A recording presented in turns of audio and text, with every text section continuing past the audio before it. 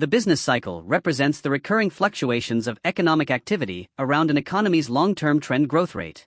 While trend growth reflects sustainable expansion driven by labor force growth and productivity improvements, business cycles capture shorter-term deviations caused by changes in spending, investment, employment, and confidence.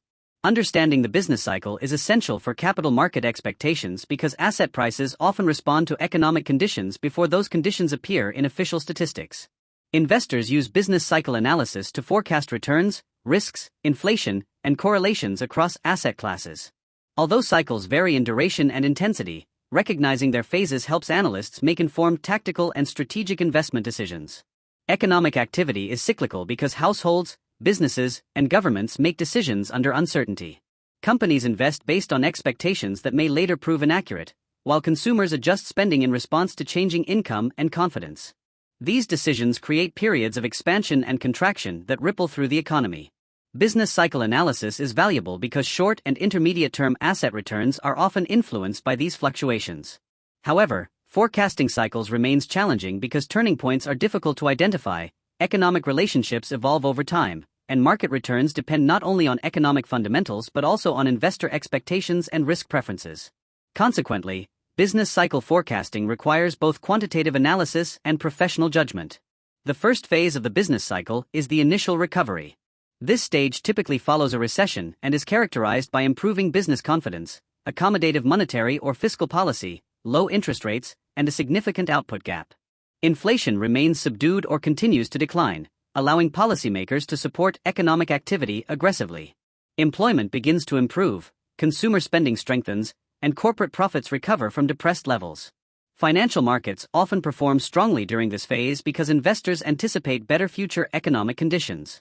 Equity valuations may rise rapidly as expectations improve, while bond markets generally benefit from stable interest rates and relatively low inflation pressures. As recovery gains momentum, the economy enters early and then late expansion.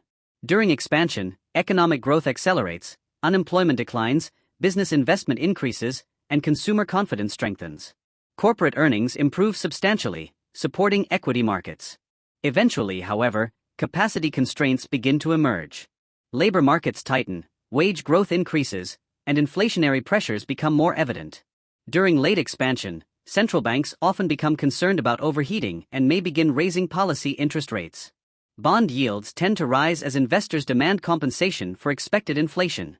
Although economic conditions remain favorable, asset markets increasingly focus on potential policy tightening and the risk of a future slowdown. The slowdown and contraction phases mark the later stages of the business cycle. Economic growth decelerates as higher interest rates, weaker confidence, or external shocks reduce spending and investment. Businesses become more cautious, inventories accumulate, and profit growth slows. During contraction, economic activity declines, unemployment rises, and inflation pressures typically moderate. Policymakers often respond with stimulative measures designed to support demand and stabilize financial markets. Asset class performance differs significantly across these phases. Equities generally struggle during contractions because earnings expectations fall, while high-quality government bonds often benefit from declining interest rates and increased demand for safety. Understanding these patterns helps investors position portfolios appropriately. Inflation plays a central role in connecting business cycles with asset returns. During periods of strong economic growth, rising demand may exceed productive capacity, creating upward pressure on prices. Higher inflation reduces the purchasing power of future cash flows and often leads central banks to tighten monetary policy. Inflation expectations therefore influence bond yields, equity valuations, and real asset performance. Cash generally performs relatively well when interest rates rise, while long-duration bonds face valuation pressure. Equities may initially benefit from economic growth but can suffer when inflation becomes excessive. Real assets such as real estate often provide partial protection because rents and property values may rise alongside inflation. Monetary policy refers to actions undertaken by central banks to influence economic activity, inflation, and financial conditions. Central banks primarily adjust short-term interest rates and conduct open market operations to manage liquidity within the financial system.